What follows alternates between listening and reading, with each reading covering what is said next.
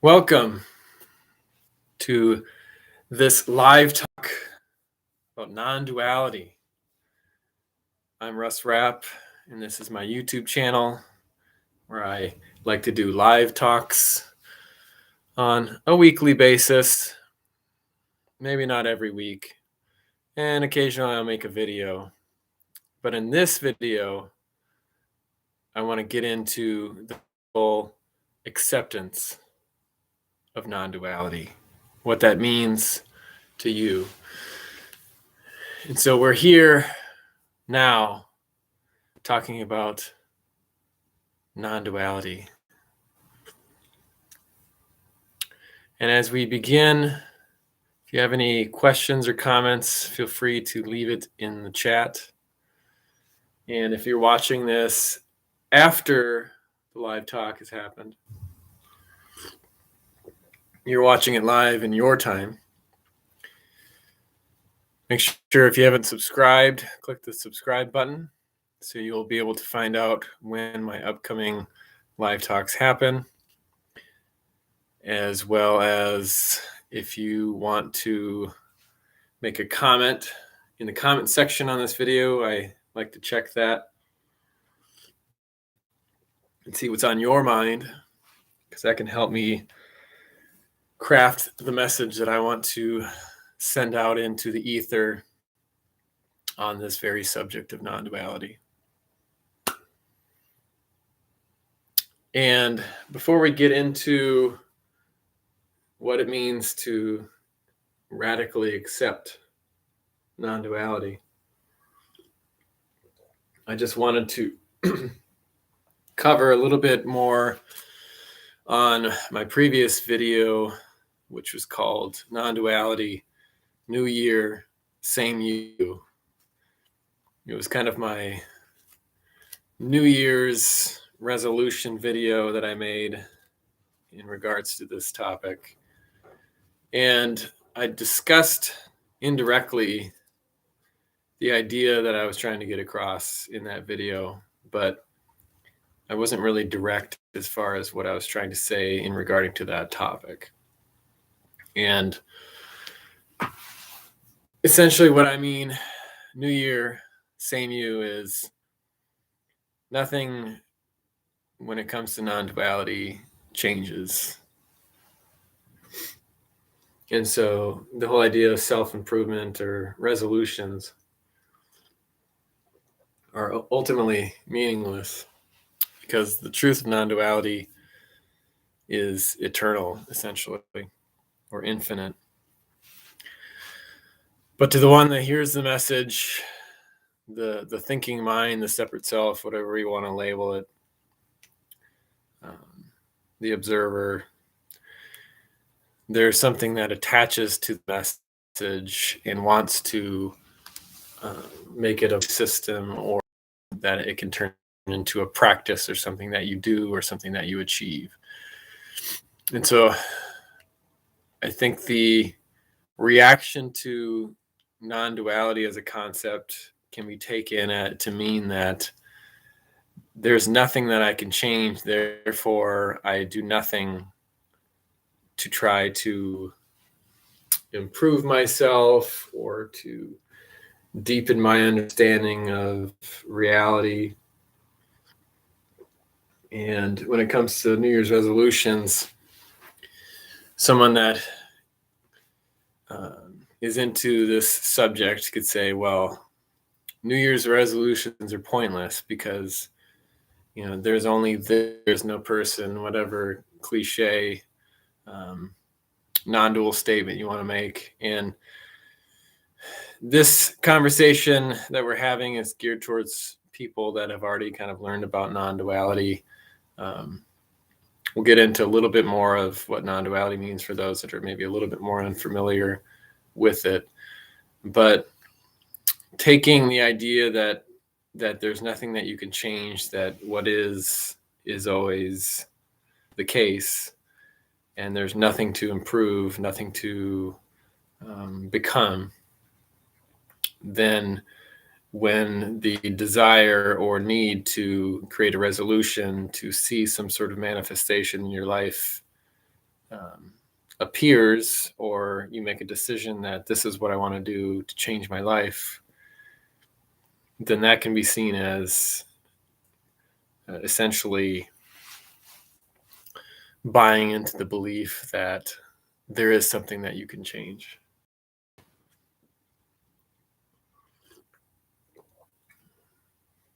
But to the current understanding of the mind, if you will, it always sees change. It always sees, every moment comes and goes. There is no constant, because everything is constantly fading away moment to moment.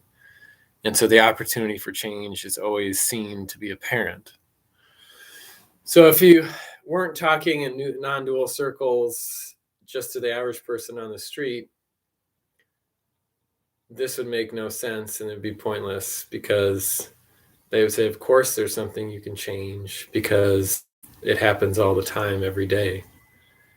And so the idea that not doing any of that, not making resolutions, not trying to improve yourself, not going to therapy, not doing anything that could maybe be a benefit to your life, doesn't make any sense to the average person. But then the flip side to that is that people that buy into non-duality as a concept could say, well, I'm not going to make a resolution. I'm not going to go to therapy. I'm not going to try to change my life because there's nothing to change. Just becomes another belief system that is just as entrenched as saying that I want to make a resolution to lose weight, or, find a new significant other, or find a new job, or whatever the resolution may be. Work out every single day.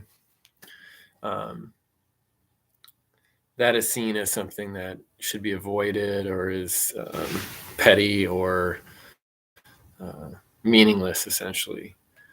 But resolutions are what they are. So whether or not you make one or not, whether or not you make a decision to make a change, it changes nothing of the message of non-duality. So by not making a New Year's resolution, you're doing the same thing as making a resolution. It's just seen from a different perspective. And so whether or not you make a resolution or want to make a change, it matters not. And there's the runaround circular thinking of non-duality. So the discussion today that I want to get into is this idea of the radical acceptance that is non-duality. And the reason why I chose radical acceptance is because I've seen other non-dual speakers use the term radical. And it's kind of a 1980s term to say something's rad.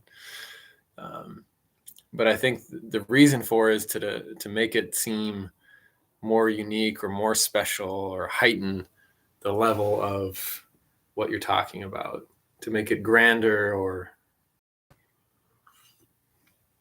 more interesting. And so it's like saying, your essential self, your true self, like there's a fake self and a true self, or, it's not just radical change, or it's not just change, it's radical change, or it's radical non-duality. I've seen that a lot. We're talking about radical non-duality, not the normal non-duality, the radical kind, or non-duality is radical in general. And that kind of gives it an air of mystery, or kind of this idea that it's somehow avant-garde or special. And that's the reason why I use radical, but it was unnecessary. So I do that a little bit tongue-in-cheek.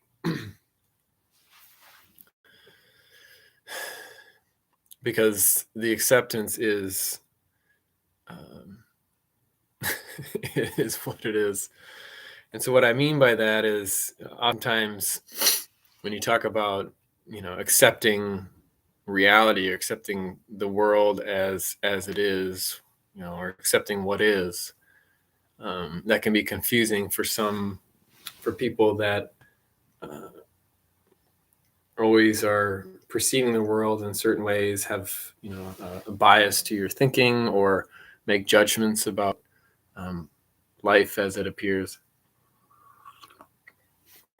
And so this idea of acceptance is taken to mean that you have to accept everything that you see, and that judgment is somehow bad, and that everything that appears should be condoned, essentially.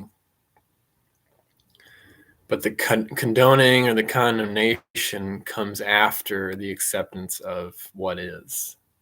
And so there's no situation or experience that has to be accepted as good or bad.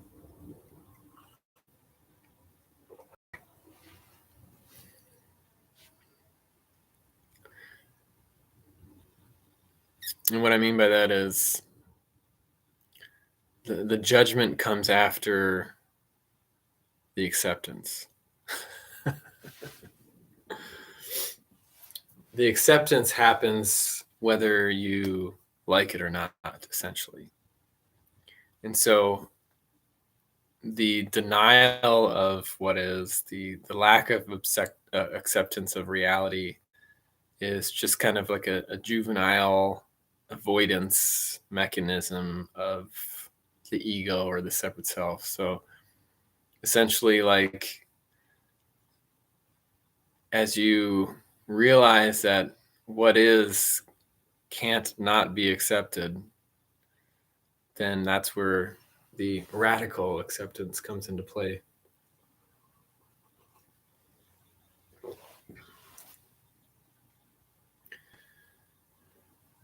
Meaning,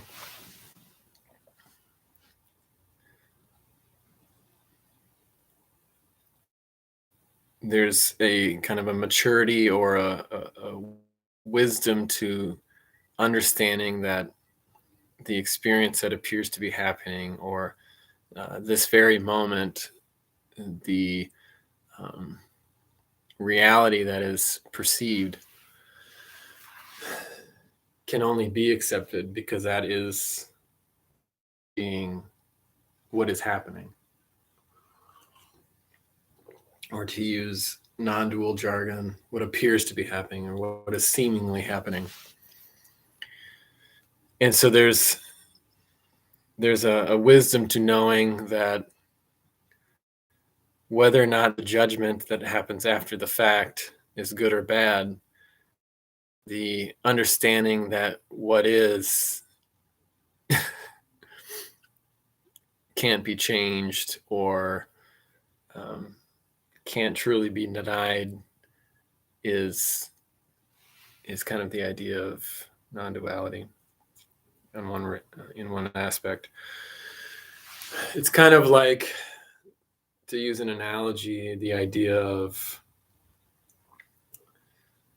like a child who is playing hide and go seek. At a certain level of development, the child covers his eyes and says, instead of hiding under blankets or whatever, the kid believes that if you cover your eyes and that I can't see you, then somehow that means that you can't see, because they can't understand life from your perspective.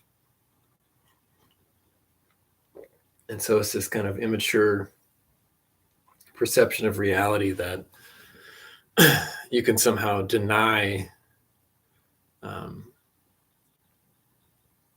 what's happening. Or in that case, you can somehow deny the fact that they can see you because you closed your eyes. Where in reality, whether or not you cover your eyes doesn't change anything to the other person being able to see you. It's just you think it does. This is riveting stuff.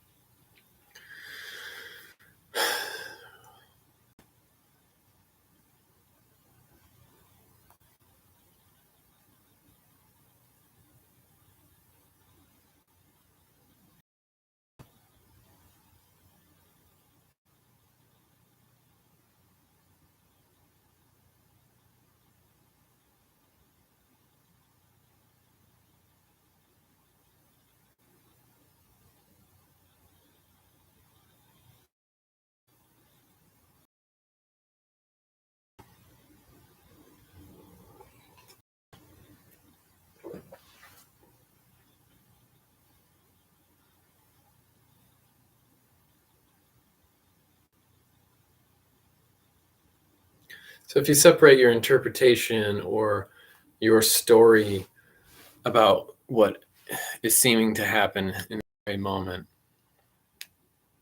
your perception of it, what is what's happening. And so even if there is a situation where, you're in the middle of a tornado and your life is in danger, and you're wondering in that moment, is this going to be the end? Your judgment of the situation would be, I'd rather be in a safe environment where I am relaxed and happy and not in this situation where my life is in danger. And so that's your interpretation of the moment, which is a valid interpretation, I would say. But pretend that you're not in the situation with the tornado is kind of denying the reality that you are finding yourself within. And so it really gives you no benefit to do that, because the acceptance is, hey, there's a tornado. And your response to that is to try to find, an area of your house, a basement, and find an area where you can protect yourself, that if there's flying debris, it doesn't hit you, and all the different ways that you can try to increase your level of safety. And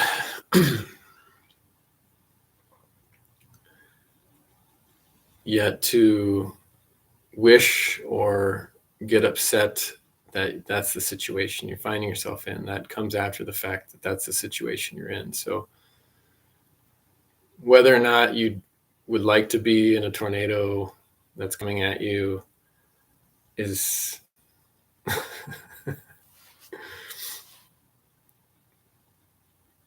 doesn't make a difference. Whether you wish life was different, whether you wish how you reacted to life was different, doesn't matter, because that's what's happening. So if you want to be mature about it, then you have to recognize that that's what's happening. And that's not accepting, that's not saying, well, I'm sitting on my, second floor balcony and the tornado's coming at me, and, there's all this debris flying at me, and I just accept that without trying to go to safety. Then that's just a choice you're making in the moment.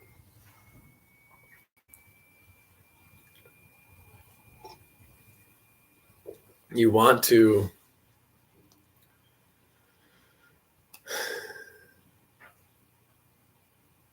by saying that, hey, there's a tornado and I'm happy with it and I'm comfortable and I'm just going to sit here and meditate and not get to safety, that's just another decision.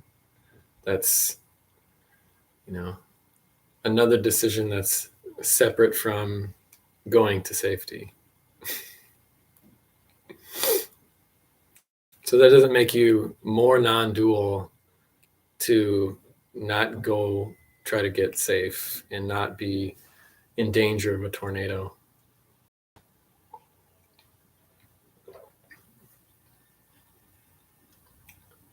And so just because there's situations that you find yourself in that you see as negative, or that you judge as being something that you want to avoid or fight against or whatever,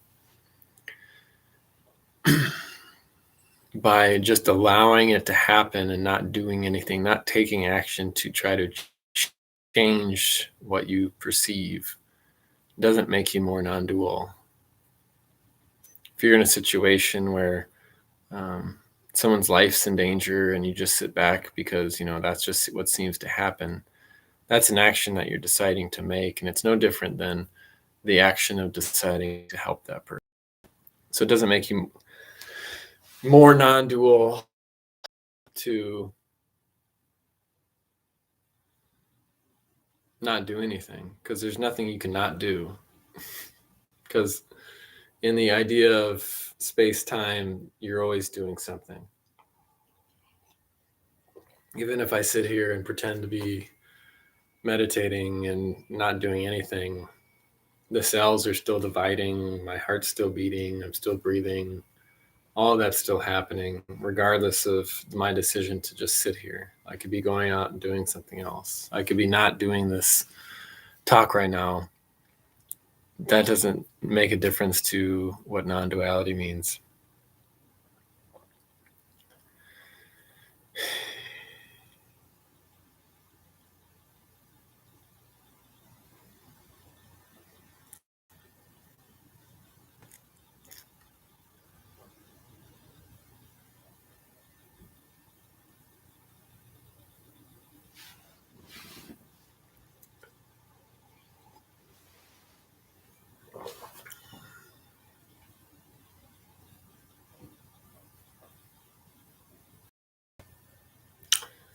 So most likely, if you haven't been familiar with non-duality, you probably haven't made it far into the video. So this is probably speaking to no one, because if I were to watch this, I probably would have stopped watching a long time ago.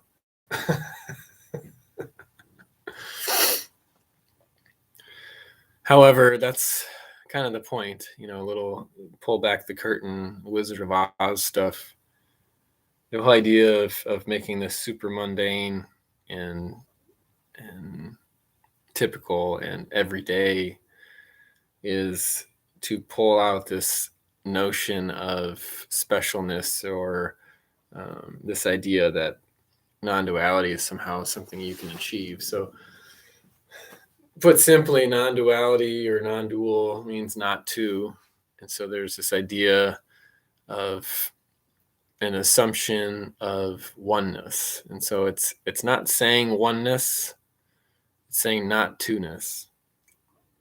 And so it's coming at the conversation from a different perspective, from a different concept than talking about oneness. And the reason why I like non-duality versus talking about oneness is because oneness is something that people continue to attach to.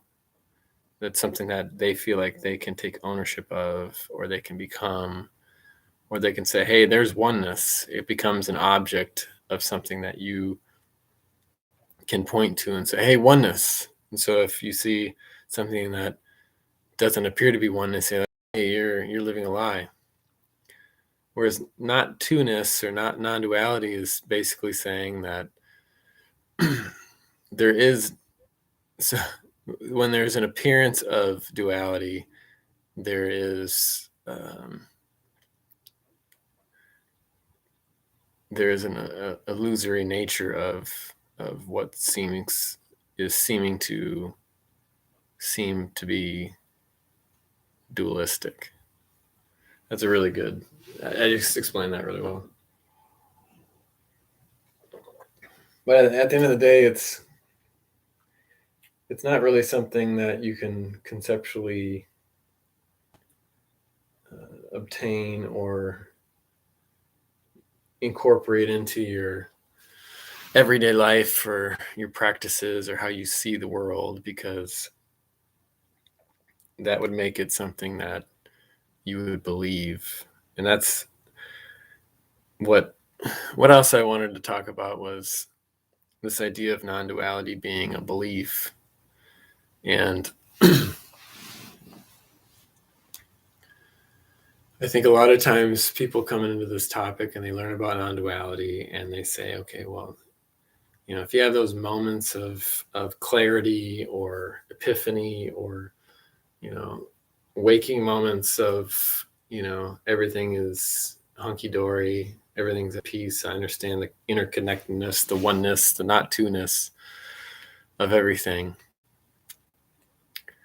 In those moments, it seems like, oh, I get this. And then that fades away and you have to go to work, or you have to deal with your family members, or you have to do chores, or there's a stressor involved, or your mind goes wild with crazy thoughts, or you can't control your feelings, or you get sick, or any of those things. That's where all of a sudden non-duality becomes a belief, because it's something that you don't experience in the moment, and so therefore it's something that becomes an object of desire, essentially, or an idol, or something that you try to achieve, where I'm not experiencing a sense of interconnectedness or this sense of non-duality. So how do I have that infinitely? How do I have that forever in every moment? How do I do that? Or why am I experiencing this? I shouldn't feel this way, or I'm being drawn into some sort of habitual nature that I don't think is beneficial. And why is this happening? Because I've understood the truth of non-duality. I understand that this is it. This is the aliveness. This is the what is. This is everything, and there's no way to get out of that. But in the moment, there is something that you are experiencing that you're trying to deny. And so you take this idea of non-duality or oneness, or whatever you want to call it, and make it something that now you want to get back to. Unless you're like an ascended master and now you don't have any issues. But the problem with that ultimate perfect guru,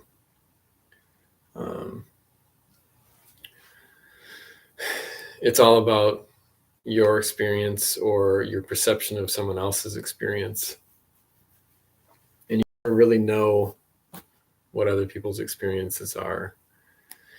And so when you say, I want to have non-duality or non-dual awareness forever, I don't want to have this sense of separation, it's all about you experiencing that.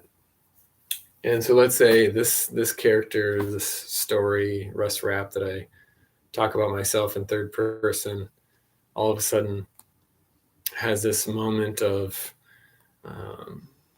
waking up, where all of a sudden I see life in perfect clarity, and all my inner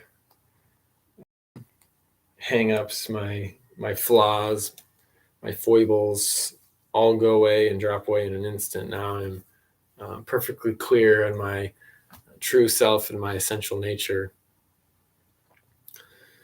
What about all the rest of us down here in the mucky muck that still have problems, still deal with mental health issues or relationship issues or financial problems? So now there's this person that sees themselves as somehow above it all, and everyone else is still in that scenario. And so there's a falseness, there's an illusion to that mindset, to think that you are somehow going to be exalted to some high level of specialness, where you have no more desires because all of your life is fulfilled and you have no other problems, and the end of suffering happens, and all that other stuff, because now you have reached the pinnacle, and the pinnacle lasts eternally, and that's your experience. And that's what, people try to achieve with this. But it's always about you.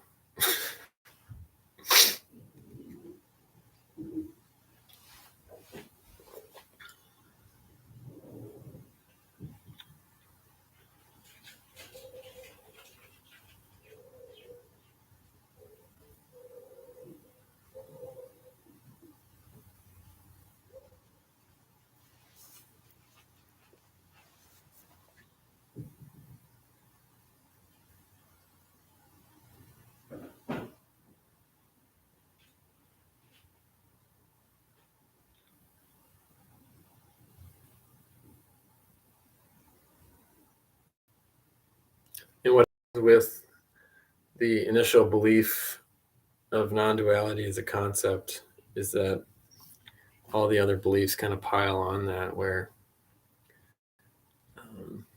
in order to find that connectedness, that lack of separation, that truth that has been seen or understood conceptually, mentally, then in order to get back there, there's all these things that you have to do. There's practices, or you have to battle yourself, your false self, continually, because and so I need to meditate more, or to believe that in order to achieve that, this has to be true. Or if someone else doesn't believe in the oneness of reality, then they're somehow separate, or somehow living a lie that I know to be false. And so now I'm in a position that is in the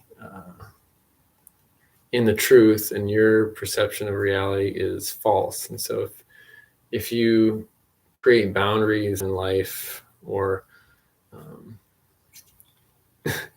see yourself as separate, or try to achieve things, or try to make a living or make money, then you're somehow giving into the illusion of the matrix of the false reality that we live in. And that itself is just another way to create a duality, create a separation of you versus everything else. And if you really dig into who's making that judgment, it's the same separate self that you claim to be apart from.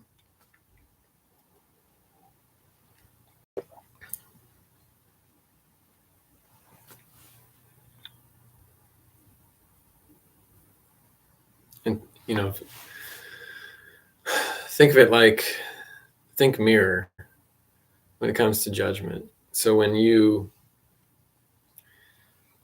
see other people living in fear, let's say, and you say, hey, this is the truth of reality, there's no reason to be afraid, do not fear, and that bothers you because you see the fear that they exhibit. The reason it bothers you is because you recognize the same fear within you. So it's not so much that, in that case, don't judge others. It's because when you judge others, you're judging yourself. Essentially, it's a mirror effect. And so in order to recognize that, you have to realize that the judgment exists because there's something that you are creating in that space. So like, if you were in a situation where you were at peace, that inner quiet, that peace that you were seeking, if you're in a meditative state, or like a situation where you're not judging others, they could be having the same level of anxiety, fear, anger, frustration, but your perception of it wouldn't be judgmental. It would be from a stance of acceptance, because you yourself are at peace, and regardless of how they are perceiving the world, how their experience is, there's the peace that underlies all of that. And so there would be no judgment.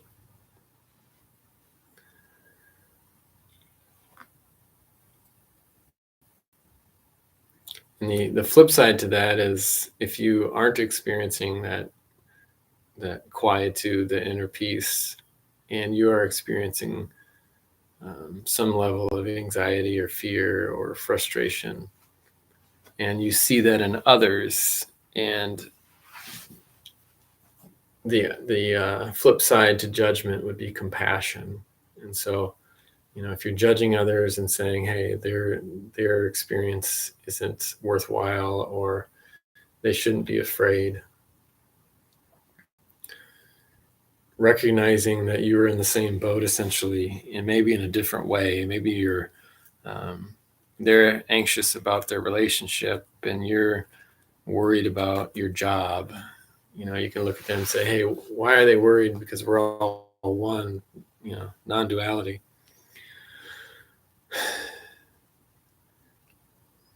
Instead of judging them in that moment, you can have compassion and say, hey, we're both experiencing a certain emotion, experience in a different way, and there's a connection to that you can develop. And then what happens in that case is if you are judging them and saying, hey, those people are dumb, they shouldn't be living like that, or they shouldn't believe that, or they shouldn't be experiencing those emotions or feelings, then in that situation, you recognize your judgment. Then the judgment potentially could turn on this illusory separate self, this character that you create, where now instead of judging others, you're judging yourself. So the judgment that you have passed on to other people or the external world now goes into the quote unquote internal world of your thoughts and feelings about yourself. And so the judgment turns inward. And now you're looking at yourself in a way that is saying, I shouldn't be thinking this, or I shouldn't be feeling this way, or I shouldn't be doing this. I'm a bad person because, I know that, we're all one, we're all connected, but yet I still end up being mean to, my coworker, or I end up being scared to talk to this person, or I get mad because someone cut me off in traffic. And now the judgment is turned back towards you, but it's the same situation. So how do you meet that judgment? Is that you can choose to meet it with compassion, or you can recognize that is what happens, that is what seems to happen, and there is a freedom and a truth beyond understanding that you have to have the faith to see or to not see. And so in those moments of strife and struggle, you can see that there is a freedom to that. There is a peace beyond that. Beyond understanding, there's a quiet that is infinite within all of the commotion and chaos. And it kind of reminds me of I read in high school, so that was a long time ago. I Know Why a Caged Bird Sings by Maya Angelou. And I don't know exactly her interpretation of her purpose of writing that story. I could kind of guess, or I could do, but it's been a long time since I've read it. But, how I would perceive it right now, as far as the topic that we're discussing, is, why does a caged bird sing? A bird's in a prison of a cage where, the natural bird life would be to fly around outside and eat worms and sit in trees and build nests, whereas this one has been domesticated and shoved into a cage, which isn't natural. But why does the bird continue to sing? And we watched the movie The Starling. There's something about birds lately, and that's kind of what made me think of this. But a bird sings because it knows, regardless of its circumstance, it's still going to sing because it knows that it's free. It has the faith to know that there is a connection, that there is nothing that can happen that can sever that. So there's this understanding that whatever the structure that you find yourself within, whatever system that is oppressing you, there's always the freedom that you have, that you recognize, that no one can take away. It's kind of like the idea of inalienable rights given by God, or God-given rights. It's something that can't be taken away by anyone. And so there's a rejoicing in knowing that. And the other aspect of that story would be the idea that the bird sings because that's what birds do. And so why do you do the things that you do? Why am I saying or doing the things that I'm saying or doing? Because that's what's happening. That's what it means to be human. You are doing what human beings do. And that's totally fine. And the radical acceptance of that isn't looking at it and saying, well, this is how I should behave. It's not getting into the idea of morals and ethics. It's really just saying the acceptance of the situation that you appear to be in. And whether or not you like it or not, that's what it is. So deal with it. Deal with it.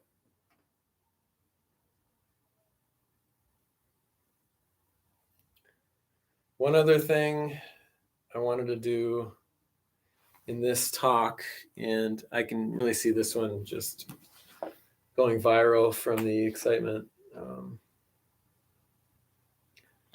I shouldn't be self-deprecating, but that's what appears to happen. So I'm going to read a chapter of the Bible, the New International Version. And, it's interesting if you've been, if you've gone to church, or if you consider yourself a Christian, there's things that maybe you're not even familiar with if you haven't read the Bible that much. Maybe you've missed some of those things. I've read a few other verses in the past where kind of point to non-dual type ideas or concepts. So there's maybe something that you can come back to and reread some of the stuff in the Bible and say, hey, wow, I didn't realize this was in there. I didn't realize this was kind of what it said. Or if you're new to the Bible and you're not familiar with it, or see it as, so that's just organized religion, or that's just some book some people wrote back in the day, has no relevance to what it is, and it's just another belief system, or having a belief system or not, whether you choose to say I believe this or not, has nothing to do with non-duality, because by saying I don't believe this, it's the same thing as saying I believe this. And so whether or not you believe it, it's still an act of belief or disbelief, if that makes sense. So there's no way of avoiding that. So you have a religion whether you like it or not, essentially. But I'm going to read the first chapter of Ecclesiastes. So if you have a Bible, you can follow along. But this is chapter 1 in Ecclesiastes. Everything is meaningless. The words of the teacher, son of David, king in Jerusalem. Meaningless, meaningless, says the teacher. Utterly meaningless. Everything is meaningless. What does man gain from all his labor at which he toils under the sun? Generations come and generations go, but the earth remains forever. The sun rises and the sun sets and hurries back to where it rises. The wind blows to the south and turns to the north. Round and round it goes, ever returning on its course. All streams flow into the sea, yet the sea is never full. To the place the streams come from, there they return again. All things are wearisome, more than one can say. The eye never has enough of seeing, nor the ear its fill of hearing. What has been will be again. What has been done will be done again. There is nothing new under the sun. Is there anything of which, look, this is something new? It was here already, long ago. It was here before our time. There is no remembrance of men of old, and even those who are yet to come will not be remembered by those who follow. Wisdom is meaningless. I, the teacher, was king over Israel and Jerusalem. I devoted myself to study and to explore by wisdom all that is done under heaven. What a heavy burden God has laid on men. I have seen all things that are done under the sun. All of them are meaningless, a chasing after the wind. What is twisted cannot be straightened. What is lacking cannot be counted. I thought to myself, look, I have grown and increased in wisdom more than anyone who has ruled over Jerusalem before me. I have experienced much of wisdom and knowledge. Then I applied myself to understanding of wisdom and also of madness and folly. But I learned that this, too, is a chasing after the wind. For with much wisdom comes much sorrow. The more knowledge, the more grief. That was the first chapter of Ecclesiastes. So with more knowledge, more grief, more sadness, what does that mean? I can take that to mean the more you recognize life's situation, the more you see how things go, the more knowledge you gain of how the world works, the more you see the folly of others and the chasing after the wind, the chasing after the seeking, the wanting to become the achievement, regardless of any of that, it all becomes meaningless in the end. It's kind of like saying, from a perspective of being alive, we all end up dying. It's not something you can avoid.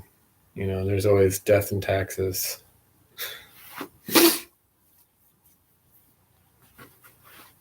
And so even if that's meaningless, I guess it's maybe a criticism of this desire to become wise or to understand or to know what non-duality is trying to say, trying to grasp that as a concept or an understanding. The more that you try to achieve that, the more you push it away, essentially. And that is not the end in and of itself.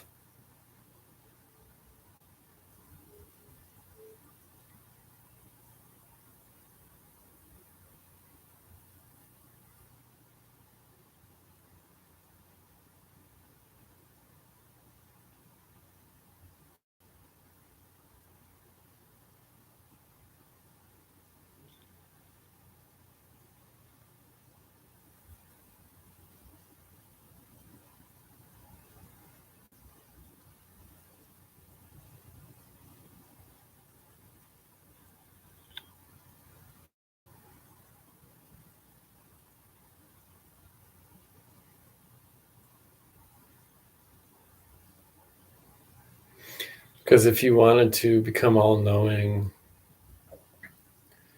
or to have a crystal ball that lets you see into the experience, the human condition,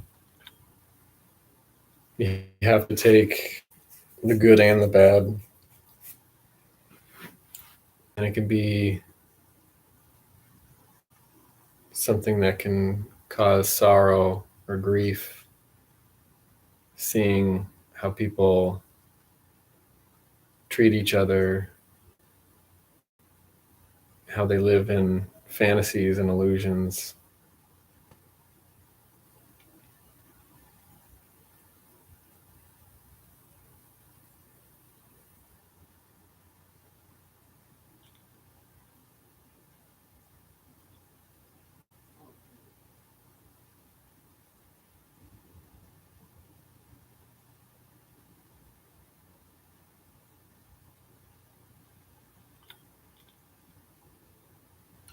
Just because it's meaningless doesn't mean it doesn't have value.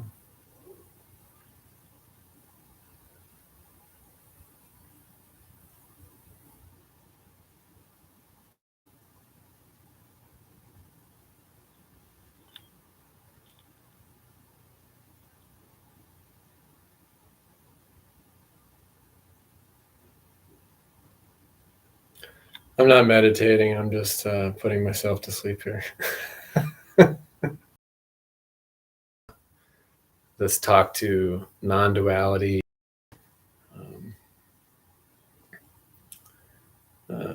for sleep, or non-duality, meditation.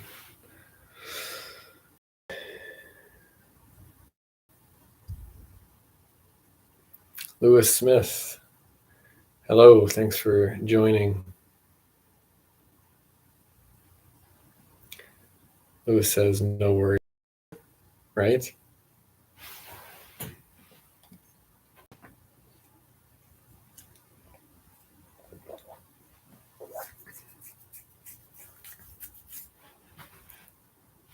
I wrote down some notes about what I wanted to talk about, and I covered all of that. You know, my interpretation of it was that it was kind of a lot of babbling and not very helpful, but none of that matters.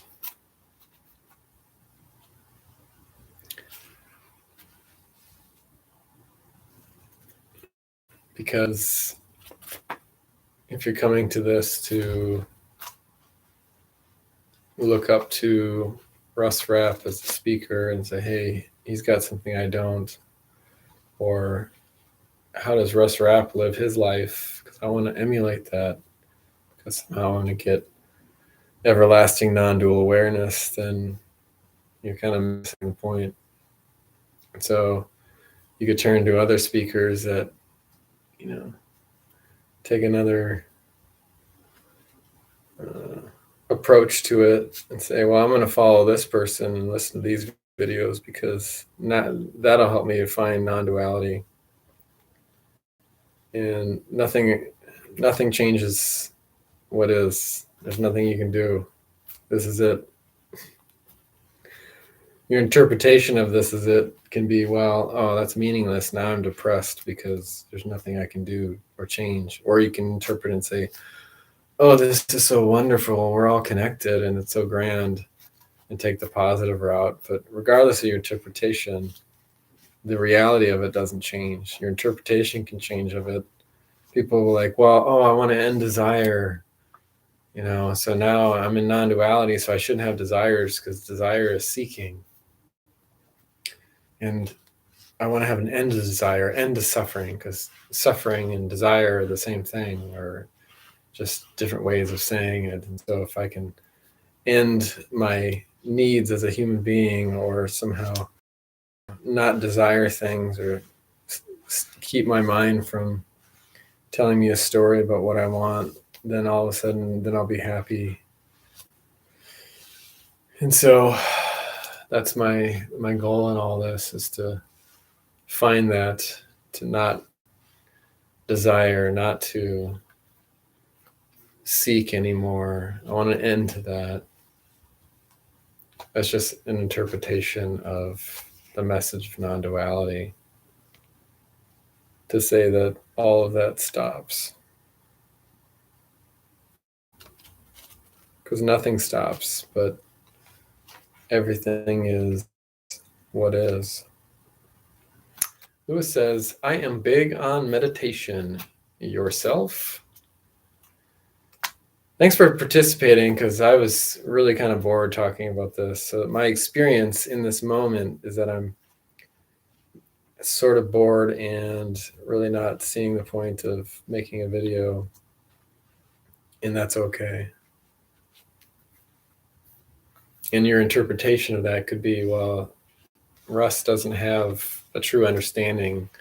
He's still living in the world of illusion. He still has an ego. He hasn't yet got rid of it. Now I need to go and find someone who has truly found non-duality and truly expresses what it means to be non-dual and all that. So Lewis asks if I'm big on meditation. I guess I don't meditate. I have in the past, but I guess I don't on a habitual, consistent basis.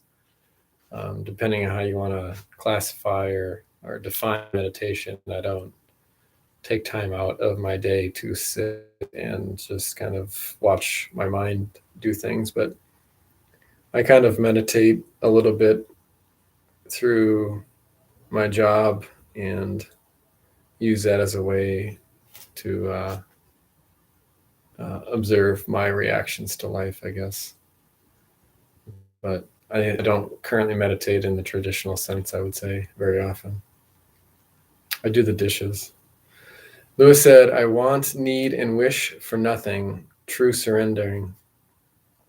Okay, so here's what I would say to that, Lewis. You want true surrendering. So it's kind of like radical acceptance. So you don't just want acceptance, you want radical acceptance.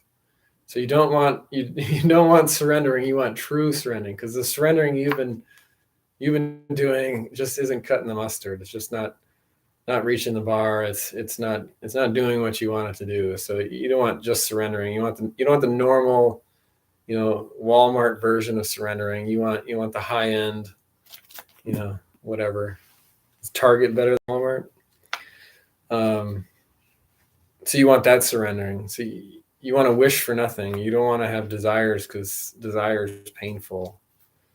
And so it's just another mechanism that's the same thing. It's just another way, it's another story or belief that it's no different than saying I want to have I want to meet my perfect soulmate. I want to find the one that completes me, or the love of my life, or the one that I can spend the rest of my life with. That's what I need. And so when I don't have that, I feel pain, because I don't have that deep connection, love, intimate love with another person.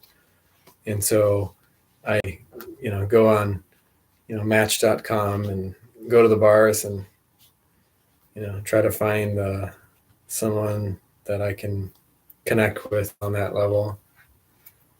And yet I fail at that. So now I feel pain, because I just can't seem to find that lover, that other one that will complete me, that will help me to truly surrender to another human being. Just, people recognize that as a story, as something that they want to do. So the idea of somehow wishing for nothing, like true surrendering, it's the same thing. It's just it's the magic trick. It's just a different story, essentially. Lewis says, is non-duality and stillness of the mind the same? No, the stillness doesn't require the mind to be still. So and we use words and interpret things through words and language. So that's where some of this gets lost. But, if you want to say a quiet mind, so there's the stillness, the peace, let's say the peace of non-duality. So is the peace of non-duality and a quiet mind the same? So does the mind have to be essentially empty or full of nothing in order to be in order to recognize the stillness? No, the stillness and the peace of non-duality is in everything. And so it's nothing to do with your mind. Like you could be losing your stuff, having it, you could be having a panic attack and your mind could be racing a million miles a minute, and you're worried about this and that, and you could be saying, you could be picturing all the bad things that could be happening, or worrying about the past and reliving the experience that happened that you want to avoid. All of that could be happening, and the peace and the stillness of non-duality is still there. It's still present. And so it doesn't matter, like practice of meditation or quieting the mind doesn't matter, because um, the stillness is always there. And so I guess, when you talk about the idea of a belief, when you have a belief that this is the way life should be, so I have to believe that there's connection or oneness, or there's this idea of a stillness of non-duality. That's a belief, but faith is different in a sense where you won't know that. So like when you're having a panic attack and your mind's going crazy and you don't know what end is up, and you can't see the stillness, you can't see the peace. And if someone were to come up to you and start talking about this non-duality, rigmarole, this gobbledygook of there is no person and all that stuff, you would be like, but you go away, you're really super annoying, because that's not my experience. My experience is I'm having a full-blown panic attack and my mind's going nuts. And so don't try to tell me about stillness or peace, because that's not my experience. And yet within that there is peace. And so I guess the courage of faith, the ability to ask for forgiveness and allow yourself to accept what is, accept life as it appears, accept your experience of having a panic attack. There is the courage to fully embrace that, and to recognize that there is the peace that evades your understanding, the peace that exists, the absolute stillness that is always there, ever present, even if you don't see it in the moment. Because that's, the faith of that is recognizing that it's still there even if you don't know it. Because you'll never know it. You'll have moments of stillness, but that's all about your experience. Whereas the person sitting next to you having the panic attack wouldn't agree with you. And so does that change the truth of non-duality? No.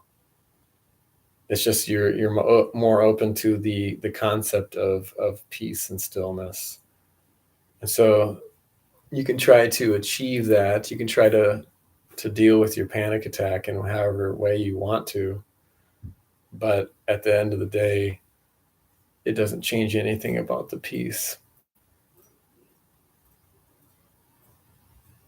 And so you could say to yourself, I don't want to be having this panic attack. And you can take steps to calm your nerves, but that's a denial of the reality you find yourself in. And so the faith in that moment is to say, I'm gonna just love this panic attack. Like, what does that mean? You shouldn't love a panic attack. Panic attacks are bad. Well, that's what's happening. You're having a panic attack. Lewis says,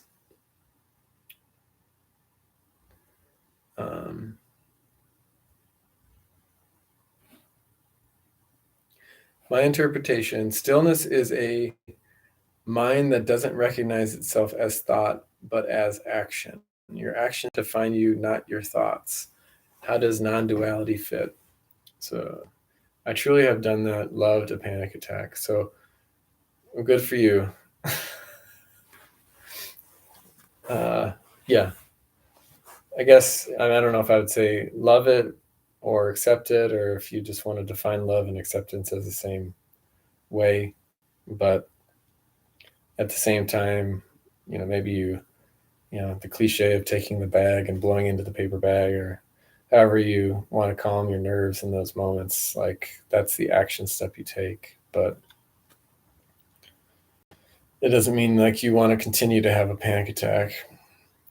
So Lewis says, my interpretation stillness is a mind that doesn't recognize itself as thought, but as action. So you're saying the mind is not recognizing itself as a thought, but an action. Your actions define you, not your thoughts.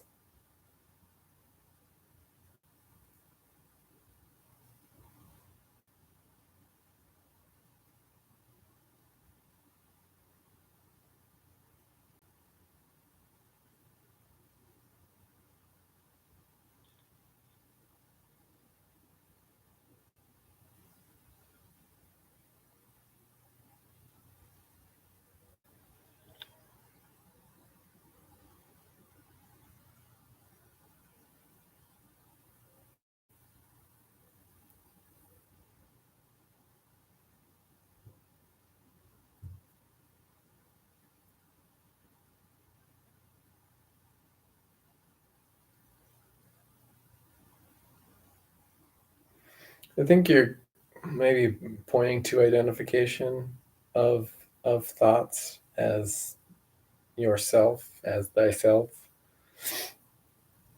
versus objectifying it as something that is happening and becoming an observer of the thought.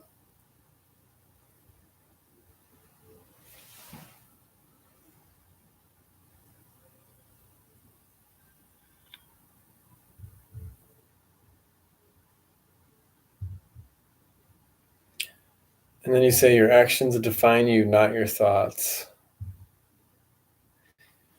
Um, in a sense, yeah.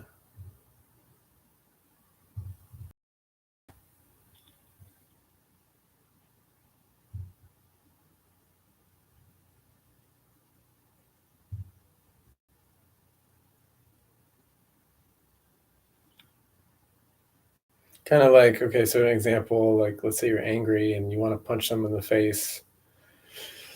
Your feeling is anger. Your thought is, I want to punch that person in the face because they're doing something I don't like, or I don't like this person. And so you make a decision in that moment to either punch them in the face or not. And so your actions define you, not your thoughts. So it's kind of, I guess, what you're saying, relegating thoughts into like uh, a subclass essentially, or something that isn't as important as the action itself. So thoughts being meaningless or not your own, or something that by comes and goes, and your attachment to the thought, that's the issue, and how you decide to act upon that thought. I think there's some value to that. At the same time, your thoughts are in the reality, are in what is. And so even if it seems to be ethereal or not concrete, not in a 3D world, the internal reality versus the external world, in a sense, thoughts are external. Thoughts are have substance, even though they don't. If that makes, from a scientific standpoint, they don't have substance or whatever, but they have energy, they have form, just in a different way. So in a sense, it's thoughts are a thing in and of itself, but not in the sense of how we interpret the world as human beings. And so thoughts can have power if you give them power.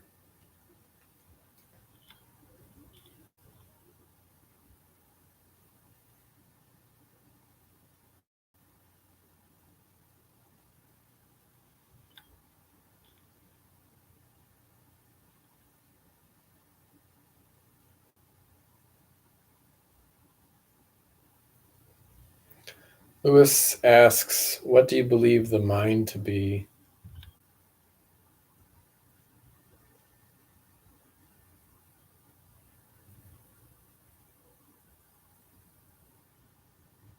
I think stillness has nothing really to do directly to the mind, but people use terms like big mind or, the collective mind or whatever, universal, to take it away from the personal, the individual aspect of the mind.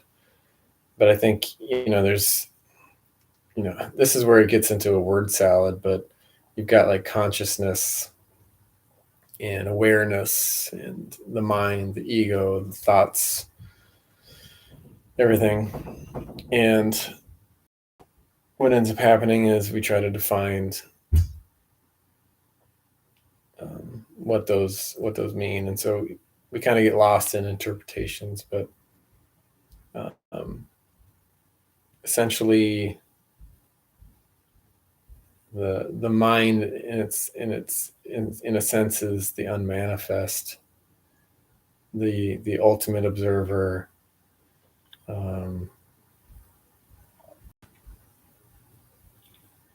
Meaning,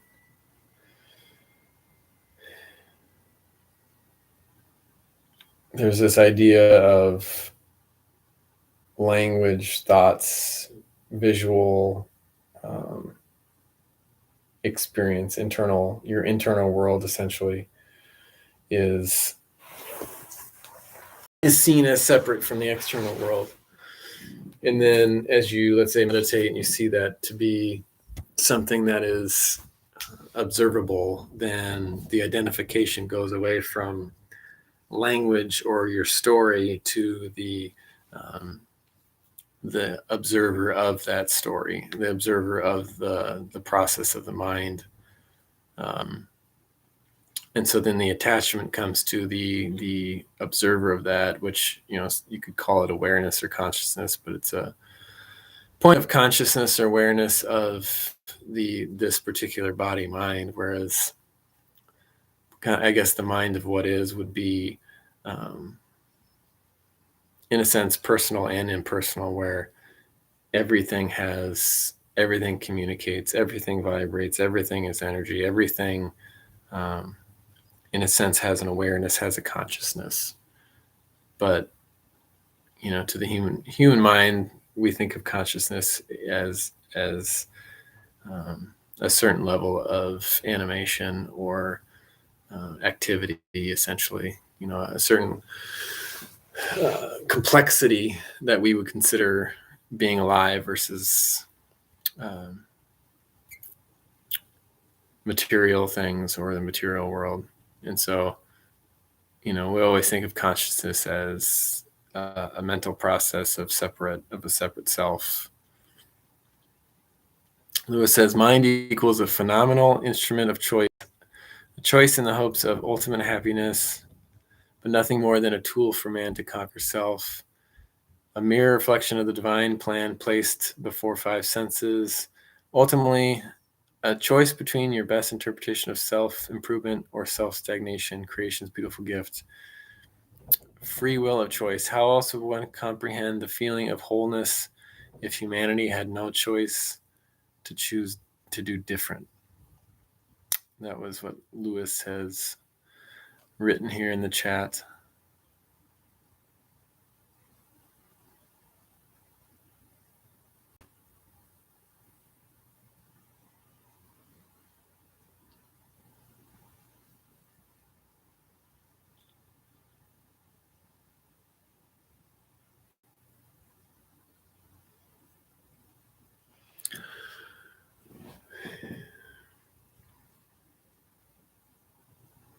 I guess my initial instinct to what you're saying is and I'm not trying to be disparaging, but I think it's a lot of words, a lot of way of interpreting experience, a belief, essentially. Um,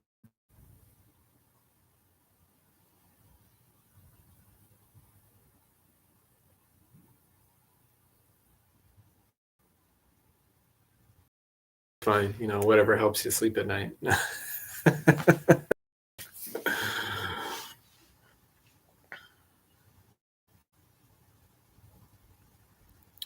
Lewis says, thank you so much for your time, your precious time. It's very precious. It's radical acceptance. Well, on that note, I'm going to go do something else. So thanks for your joining. Thanks for participating, Lewis. I appreciate it.